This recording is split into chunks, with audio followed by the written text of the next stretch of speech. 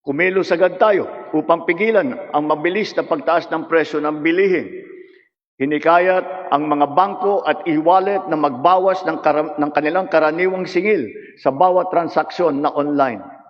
Kaya ngayon, maraming bangko at e-wallet na nagbaba o nagtanggal ng kanilang sinisingil sa online transaction fee. Upang makaluwag din sa mamamayan, nagbigay ang mga bangko ng hanggang 6 na buwang palugit sa pagbabayad ng utang at hanggang 1 taon naman kung ang utang ay ginamit para sa agrikultura.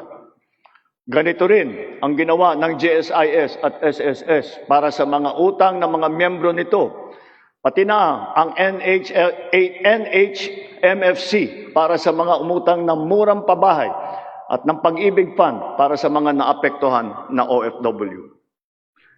Kahit papano ay nakaluwag ito sa mga consumer, lalo na sa mga naghuhulog para sa kanilang bahay at sa mga nagpupundar para sa kanilang negosyo.